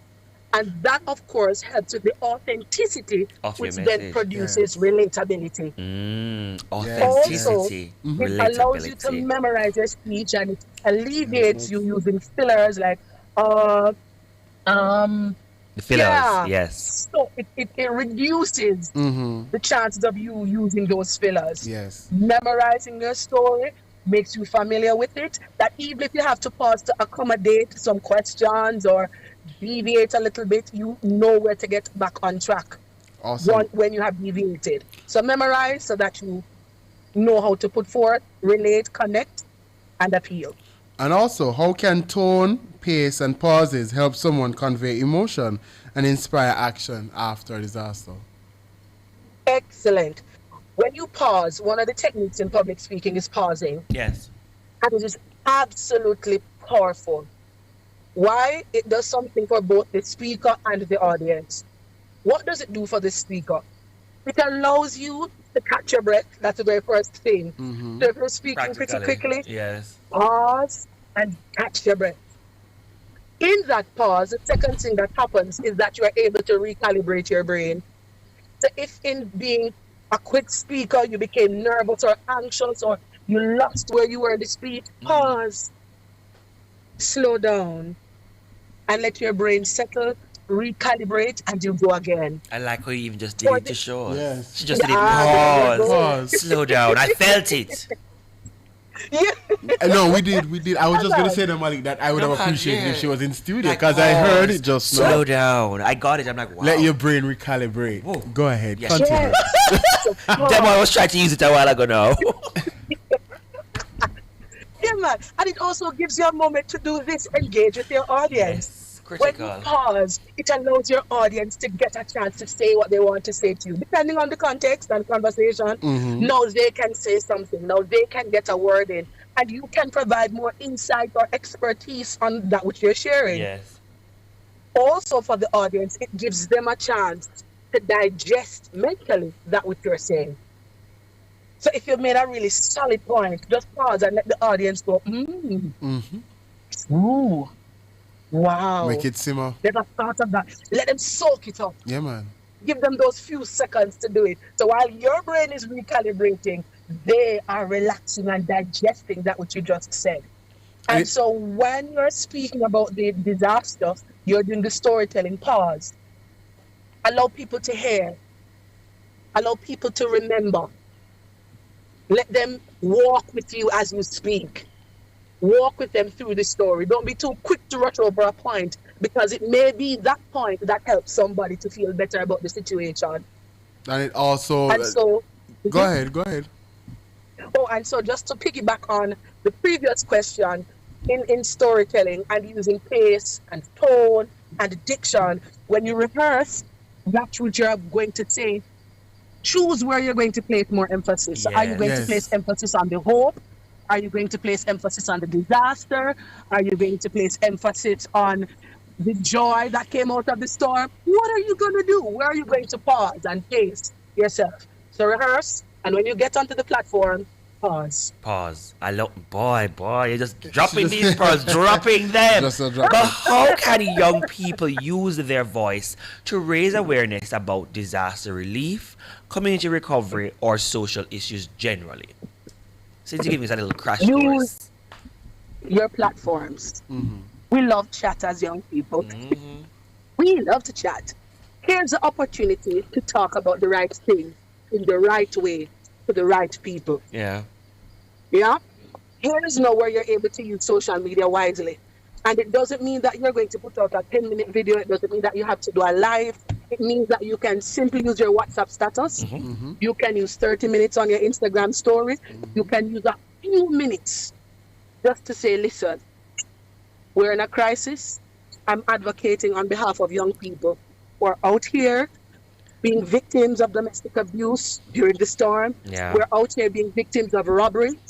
We are out here being robbed of educational opportunities. Use the voice and platform not just to get likes, but to get the attention of those persons who can make logical and logistical differences in your situation. So I'm encouraging young people, use your TikTok, use your opportunities when you go to church, when you go to school, wherever you go, use your voice. All superheroes don't wear capes, you know. Some superheroes just use their vocal cords. Yeah. Some of we cannot fly, but when we open our mouths and share, open doors begin to appear, open windows begin to appear, open spirits begin to appear. And so, young people, don't become frivolous with your words. Don't become foolish with your actions or callous with your intent. Use what is at your discretion, the resources you have in your classroom, in your churches, on social media, wherever you go, to advocate for help, to advocate for grace, to advocate for donations, for psychosocial help, all of these things that are necessary for persons to truly recover post Melissa. I want to help us distinguish a little bit though. So you're speaking really to the souls, I think, of those, or the consciousness of those who already have their voice or found their voice and are using their voice, but they can retailer it to these specific things, you know, as we discussed, the disaster and recovery. But what advice would you give now to someone who is afraid of speaking publicly about their experiences? Or don't think they can speak publicly. Or don't feel as if, right. Yeah. So I think that's a distinction. So what is the benefit of keeping the story to yourself? Yeah. What are the benefits? List for me 10 benefits that you get from keeping it to yourself. Ooh. She's hitting us with the pearls, man. The pearls of wisdom. Yeah, man. Tell me what's the benefit. Tell me how you gain. What wages do you garner? By keeping it what elevation do you get from staying silent? The thing is, you know, part of being a coward, there are two elements of cowardice. One is fear, but another one is selfishness. In thinking that what you have to say does not matter, and therefore I will stay silent. Just like how there are different brands of water on a shelf. If I ask you to list some brands of water right now, you can easily reel off. 876, Lifespan, WATA, and all of that. All of them sell the same product, not true? Yeah. But all of them, each of them is packaged differently, has a different label, a different cork, same water in a bottle. But there's an appeal that is different. There's somebody who will drink Lifespan. There's somebody who will drink 876. There's somebody who prefers Fiji. There's somebody who prefers a different style. What am I saying? There's somebody to whom your brand of water will appeal. There's somebody to whom your story will appeal. My story now gonna make them feel as hopeful your story will not make them feel as blessed. But when you speak, when you share, there's somebody out there who you're their flavor, you are their cup of tea, you are the one they need to hear from. So don't be selfish in keeping it to yourself. Your voice matters, your flavor matters, your packaging matters, your presentation matters. And don't think that you need to speak publicly or proper English rather in order to get to them. Chat patois. Chat where you need to get and tell them, say, yo, this me got through, and if me can manage, you can manage too. Or you just tell them, say, boy, me have to hide under the bed, and me never know, say, they go keep, but look at God. But don't keep it to yourself. Yeah. Somebody needs to taste your water in order to be refreshed and blessed. Which is true. And you have dropped so many gems. I have one question to ask you, though, before I wrap up. You know, after a difficult event, you know, and I would have listened to all you would have said, you know, listen to your 10, I asked myself your 10 questions, you know, what do I benefit from keeping it to myself? And I decided to go out there and tell the world, you know. But, you know, me come off of the stage, I'm going to feel a little, you know. What small steps can I take to regain confidence after speaking, after an event, a difficult event? All right, no problem. One, please know that that is normal. That is normal, and that's the trait of a good speaker. When you come down from the stage and you realize, I did good, but I could have said that a little better, or that never came across as well, or that's okay. That's part of the reflection process for a good speaker. If you come off the stage and you're high and mighty and you can't find any room for improvement or correction, check yourself. True. All right, so that's one. It's perfectly normal. Two, you have to learn to be your own supplicant. And one of the ways, you know what I mean by that? Boost yourself. There you go. You have to learn how to boost yourself. Yeah, man. Boost up yourself. So one of the ways in doing that is incentivizing yourself. They say, all right, after this, man, buy something that you don't give yourself on a regular. You know, I say, what, girl, buy yourself a drumstick, you deserve it. Buy yourself a cheese patty. One dog of coronation and buy yourself one bag of grocery. Are you writing whatever these it is. I am. Keep going. I'm just taking some notes. I am. Yeah, man. So incentivize yourself. 3, go back over your message. I encourage all my speakers, all the persons who have been through my training program, the art and etiquette of public speaking, record yourself and look at the areas that you find the gaps, whether it was in your speech, in your pace, in your body language, your eye contact, the structure, organization of your speech, all of those things. Go over, look at it, watch the recording, and then you say, all right, next time I know what not to do. Yes. And if you don't have the wherewithal to do that, bring someone with you or ask your audience for feedback. Ask your client for feedback. Stay until the event is finished and being cordial, you know, you wait to hear the feedback from people and you work accordingly. According to it. I love that. And it's really about this reflection and assessment and being true to yourself if you want to hone, develop, and strengthen your craft. But, you know, are there any local or online platforms where young people can safely share their experiences and practice speaking from your own experience? Yes, there are. So you can speak to me, valuing the voice. And I was to say, please share your own platform with us and where you can get that information, where we can find you. You can find me on Instagram at Valuing the Voice, or you can visit my website, valuingthevoice.com. Yes. I love that.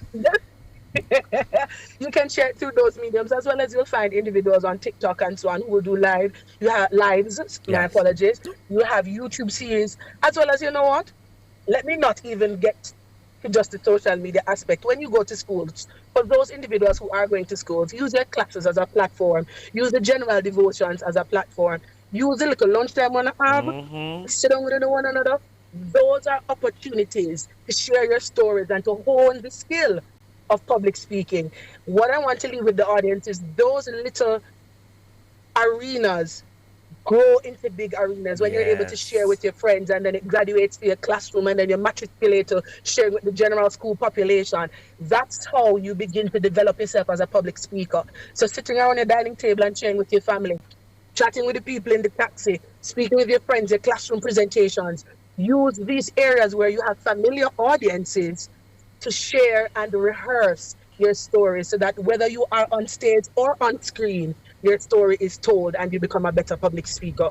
I love that. Finding your voice after disaster. Ornesia Woodstock is sharing with us how to find value in the voice and just these many pearls of wisdom that I think can encourage persons to find their voice. So if they've had their voice and they can't find it again, to refind it and note that public speaking is really such a life skill that I think each and every one of us can benefit from. We just want to thank you so much, Ornesia, for sharing with us today, dropping these refreshing pearls of wisdom on us, and just for being what you are doing for so many Jamaicans in learning the value in their voice.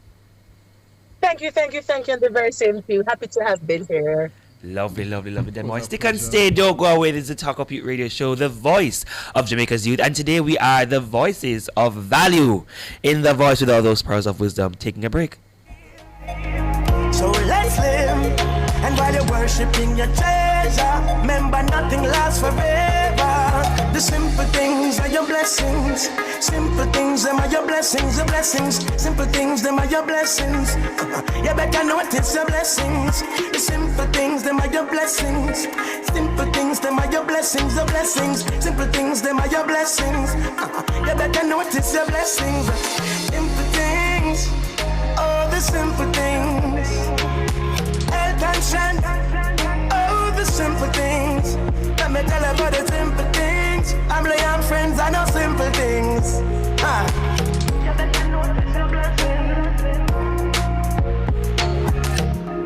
This is Nikisha Barnes representing for Talk Up Radio, a Talk Up Youth production held every Saturday 11 a.m. to 1 p.m.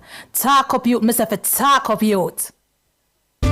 For a limited time, Home International Limited is offering a special price on select Korean colors. You can't miss this. Choose Korean for your kitchen or bathroom countertops. Korean is durable, beautiful, and long-lasting. Solid right through and no sealing necessary. Visit us at 104 Constant Spring Road or telephone 876-755-1970 or 276-6448. Open Mondays to Fridays, 8:30 a.m. to 4:30 p.m. and Saturdays, 9 a.m. to 1 p.m.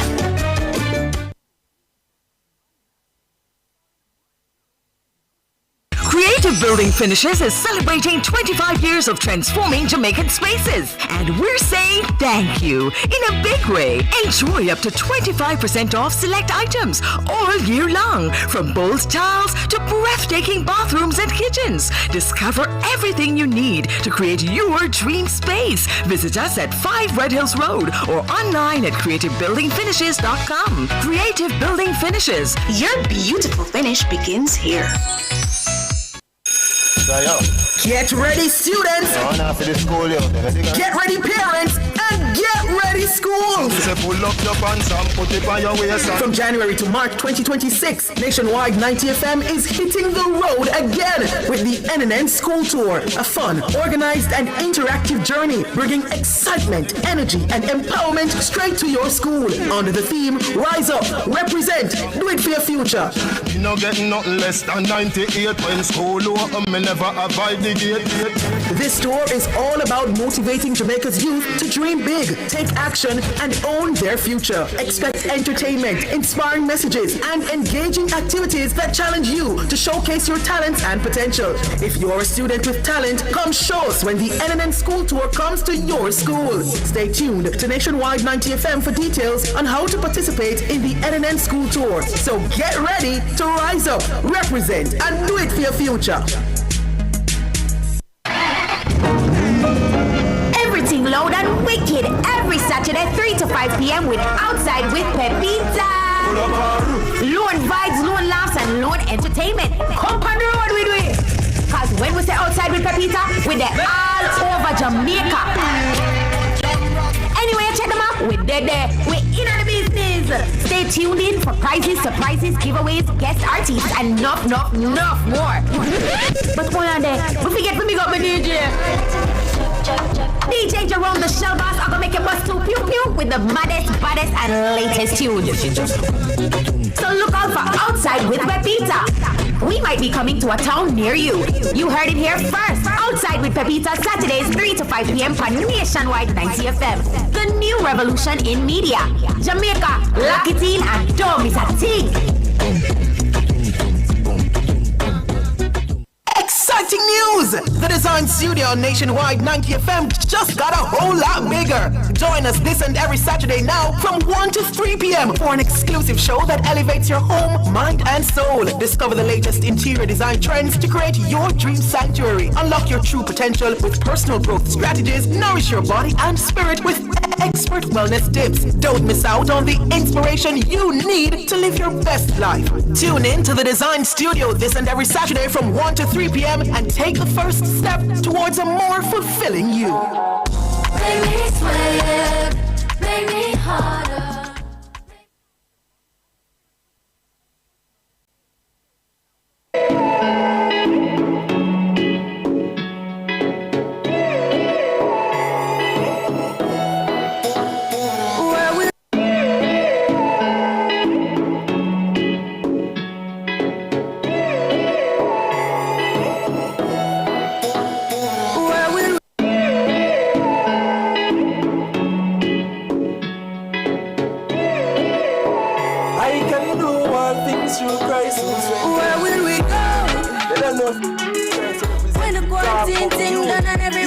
Every Saturday from 11 a.m. to 1 p.m. on Nationwide 90 FM. I know fast start, make you want it fast back. Yeah. I know you're feeling me. You know I'm feeling you. So what now we for do? Yeah. Hey fancy, oh your heart state, now no vacancy. Last time see up on FaceTime, chatting up the place, bout you know my relationship. Me I go put you on lockdown. I put your body on lockdown. You got me on lock now. You got my person on lock. Oh, if you love me, you should let me. Welcome back to the Talk Up Youth Radio Show, the voice of Jamaica's youth, right here on Nationwide 90 FM, the best revolution station in Jamaica. It is such a maldamastic day, you know, just being the voices of what's next in the journey, Demo. And what have we really been discussing or learning from our guests today?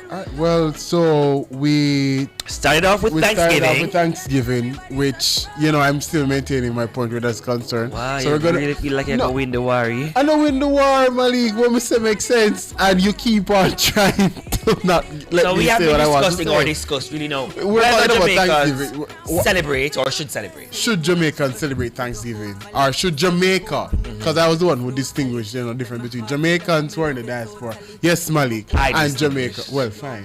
But at the end of the day, should Jamaica celebrate Thanksgiving, and should we adapt, you know, the tenets and the principles of Thanksgiving? Well, you rightfully said, you know, that we should celebrate or give thanks every day. Yeah. And that's core or key to the discussion. And then we move into, apart from just that, you know, the whole Thanksgiving, Cyber Monday, Black Friday, you know, the spending versus the cultural celebration that the persons who engage in Thanksgiving. How you balance that? How do you balance? And I think what was key that you mentioned them more is financial responsibility still key. Yes. Amidst the deals and the excitement, you have to be very balanced.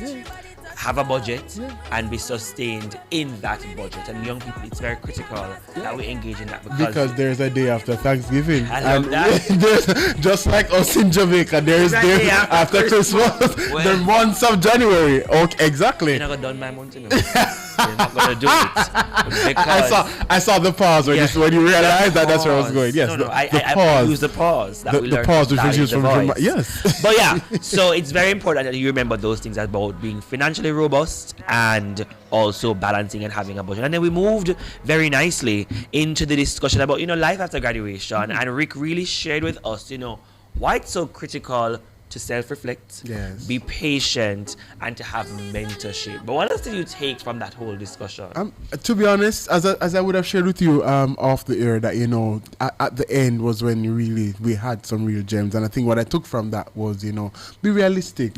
You know, be realistic with where you are in your journey, and be realistic with what it is that you're trying to achieve or attain after leaving school. So, you know, that balance is important. You're just leaving with the undergrad, you know, what's your expectation? Be realistic where that is concerned, you know, focus on balancing experience versus, you know, expectation where salary is concerned. Because yes, you're going to need a workable salary, but you also need to understand that you're being paid for your experience. But even reflecting on our own journeys, like having finished university, what's one thing, and I think we asked Rick, but we didn't even answer the question ourselves. Yeah, we didn't answer it. What's one thing you wish you did better as a university student or worked on improving that you have to be working on now, like on the other end in adulting 2.0 life? What's one of those things that you think you should have worked on better at university? For me, it would be, and it might be a shocker to you, but my networking skills. Yes. No. Why is that? Why is that? Why is that? Because my thing is, we know a lot of persons, but how do we balance maintaining that relationship so it don't after a span of 2, 3, 4 years, throughout school, it doesn't come off as okay, you only know me once a while and you only know me when you want something or when you call in favors. How do you delicately balance and nurture that sort of network that you have so that it doesn't maintaining the network? To maintaining the network. Okay. So that is one that I think I could work on, and definitely financial literacy. Budgeting. That's for me. That would have been the one for me. Financial literacy. I'm like, you didn't teach me these things in school. Why didn't you not teach me these things that I had to be struggling with now? Having graduated, I think some of the lessons that we would have learned, after leaving school, if someone had shared insight, we would have avoided that. And I think as well, even in a university or tertiary space, I think. Maybe whether it's an elective or it should be mandatory. I think giving us a skill, minus the degree and the degree skills, another type of skill. Whether there's going to be a collaboration, with a skills training institute or otherwise. But some universities have that, but I don't think it is prioritized or publicized. So maybe it needs to be mandatory. If not mandatory, make it an elective in final year that still goes towards something. Yeah. But giving me, so I leave university with a mason skill or a mason certificate or a plumbing or a baking something. But I think what we got from the conversation is a cooking skill. There you go as well. But I think what we got from that part of the conversation as well is it's so critical for us as young people to learn to be rounded from early. And let me ask you your favorite segment. What did you learn from communicating after disaster? Finding your voice after disaster. Finding your voice after disaster. I love how she said, use your platforms wisely. Yes. And you don't have to always use the mainstream TikTok or Instagram Live. You can use as simple as even your WhatsApp status. As simple as that, because it's the message that you're sharing and how you'll be surprised. Your audience will attach you to a certain type of message when they see how you have contextualized it. Yes. So as simple as for me, and why it spoke to me as well just now, is how I use my voice or how I use my platform. Because as she said, and I made a distinction, you realize, between those who want to find their voice just generally on the journey versus which you did. Have a voice and how they can engage it specifically through a disaster, etc. Is how they can amplify it as well. Amplify as well. Yeah. How I never realized how I used my voice through my messages, even just on my WhatsApp status, as a voice of hope. Yes. For example, I share job opportunities. Yes. I share positive quotes. I share birthdays. I realize that you share birthdays. People are like, they attach me to those things. That's just me, my but attaching me to those things. Yeah, I know if I need to see a law work advertisement, and I don't just law jobs. I just advertise jobs too, or see a positive quote. They go to my status or and how I know what she said in her own way also spoke to me is when I started this birthday thing, it was usually just you're one friend, and then other people are saying, you put up this person to put up me. Yes. So I had to do a whole year, literally 365. I started it to just show you, I'll give you a context, because January is my month. Yes. So I started as a build up to my birthday, from January 1, I was posting people to just build up Team January. Yes. And then January come and then people are like, so what? So I had to 365. And then it was just so interesting to see how people were responding. I'm like, wow, I made it to the status. They were like, oh my God, I'm a celebrity. Man, you put me on the status. Or another set of people were like, apart from that, how, a long time I see this person. And why I'm saying how it shows a message of hope, bringing it back here, is to share that because I did something that was positive, people looked forward to it.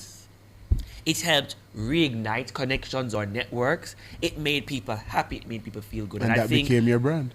And it's a part of my voice. Yes. So your voice doesn't have to only just be a speaking voice, which is how you use your platforms, your networks, how you amplify the spaces in which you work with things that you do. And, you know, I'm glad you said that, Malik, because something that I wanted to say throughout that. Because I saw when the light bulbs went off in your head. I think I know you long enough as your co-host to know when you're tuned in an interview. And I was going to share with you that, you know, that is what is important now. You know, post Melissa, post this disaster, you know, people... not just in the West alone, people generally are looking for hope.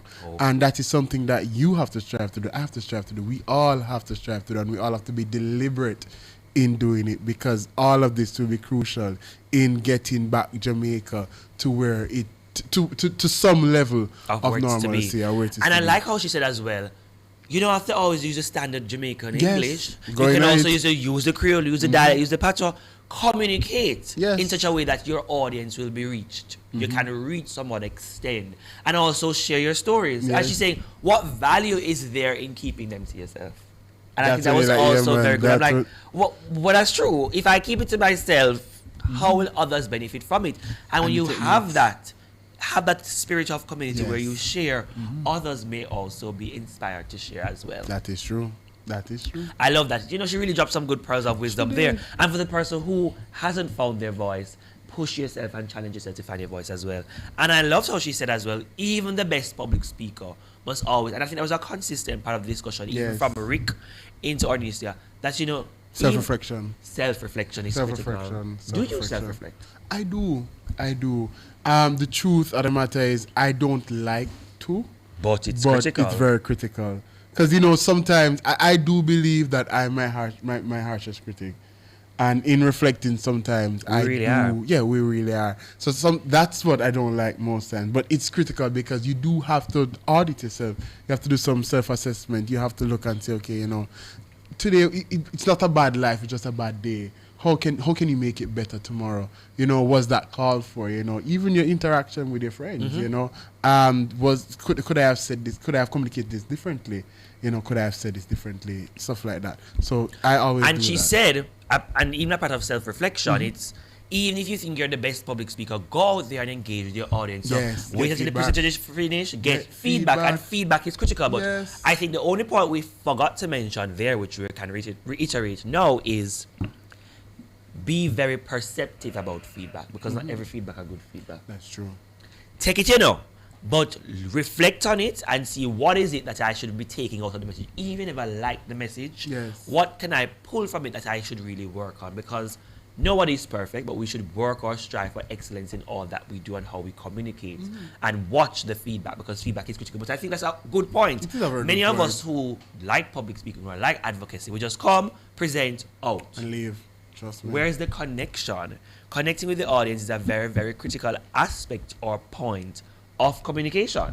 And I think if you connect with your audience, even post the presentation or the flair of the presentation, you get to also see what was inside their brains as they were reflecting or receiving what you were presenting. Very, very important or critical. But I like the fact as well that, you know, as part of Jamaican culture, because I think it's culture that also influences our communication, storytelling, dramatizing, journaling is a part of who we are. It is. And we can use our experiences and showcase the same through storytelling. I think that's why, for example, everybody remembers, especially at hurricane time, A Loving Day, Wild Gilbert. He utilized his music to share a story.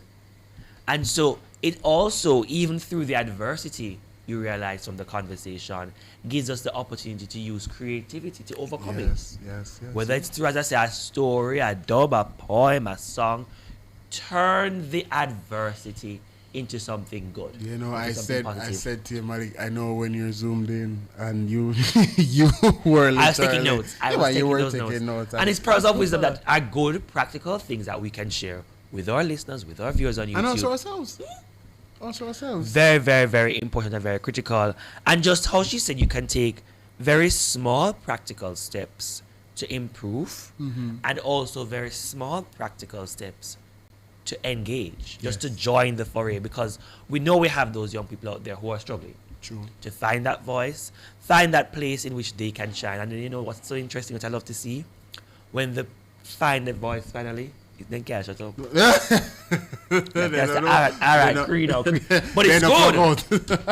Then I go back in. And go out and then I come back in. But it's good. And great. So to the person who is listening, to the young person who is listening, as you shared with us before, Demoy, or the adult who is mentoring a young person to find their voice, take the chance. That's true. Take the chance. It will be well worth it when you try to take that chance, because it can endure to your benefit. You share, you showcase. Because we're living in an era, especially now, where everybody's a TikTok sensation. Yeah. Everybody wants to be an influencer. But you don't even have to be an influencer to do something positive and to share. Or what is your perception of influencing? You know, who is an influencer? What is it that you're influencing? So that's something to look into. And don't let that deter you from sharing. Find your voice and sharing your voice. Find your voice. As she would have said, the perfect example. Yeah, you can identify 10 different water brands, but at the end of the day, It's the same everybody have them pick. Oh, I love that as well. You don't even have to just use the social media, which is good. Yes. And there's a place and a space for it. But also, as you said, in your classroom, in your church community, in your family, those are your audiences. Start developing small audiences into big audiences. You become more comfortable when you start in those smaller spaces. But I think the overall thread today from this episode has been us looking at specifically the next steps, but as part of the next steps, resilience, patience, giving people hope, finding your voice, engaging, re-engaging your network, using your net worth as part of how you become bigger and better. Yeah, man. So as we make way for Design Studios with Karen Booker, we have some person that we really need to thank. Because, you know, we are now on the hour. Yes. Until next time, we are on the hour. I have to big up all the time executive producer Empress Golden, big up Mama E anywhere you're there, for giving us this platform each and every week. Big up Damian Scarlett, our producer. Big up the Nationwide 90 FM team. Big up the studio engineer David Matnish for keeping us locked each and every week. And to you, our faithful viewer, big up your YouTube family, because you seem to forget that. You see, since him just coming to the studio, the new studio orientation, you have to remember the YouTubers. Big up YouTube for staying with us each and every week, and for your comments, and to you, our faithful listeners here on radio. It has been a maldomastic afternoon, well, morning into afternoon, and on behalf of the entire Talk Up You radio show and the Nationwide News Network family, we want to wish you a safe, restful weekend, and just engaging in remembering patience, resilience, networking, finding your voice that leads to your success. Talk Up You, Miss Effie. Talk Up Youths. Hey. Oh yeah, boy. Listen. Right about now, we want to tell them. We tell them, say, youths, you have to stand for you right now. Now is the time. Youth for chatter, youth for act, and youth for unite right now. No silence. You youth. You have to stand for your rights now. Now is the time.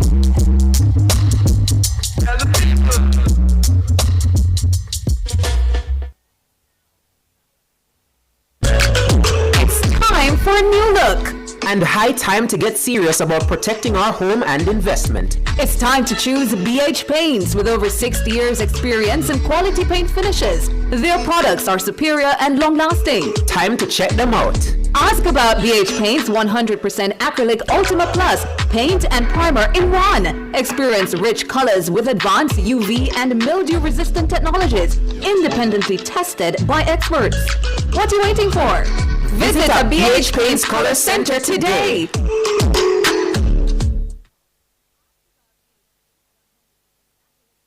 Exciting news! The Design Studio Nationwide 90 FM just got a whole lot bigger. Join us this and every Saturday now from 1 to 3 p.m. for an exclusive show that elevates your home, mind, and soul. Discover the latest interior design trends to create your dream sanctuary. Unlock your true potential with personal growth strategies. Nourish your body and spirit with expert wellness tips. Don't miss out on the inspiration you need to live your best life. Tune in to the Design Studio this and every Saturday from 1 to 3 p.m. and take a first step towards a more fulfilling you.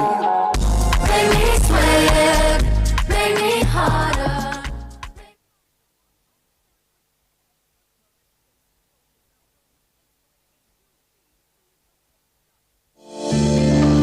Attention all data protection enthusiasts. Tune in to Nationwide 90 FM every Tuesday at 8:20 a.m. and Thursday at 8:25 a.m. for a new program, Data Protection Matters. Starting June 4, 2024, join us as we delve into crucial topics that will keep you informed and compliant. Data Protection Matters is hosted by Chuck Cameron, founder of Design Privacy, your trusted partner in data protection. Don't miss out. That's every Tuesday morning at 8:20 and every Thursday at 8:25 a.m. Stay protected, stay informed with Nationwide 90 FM and Design Privacy.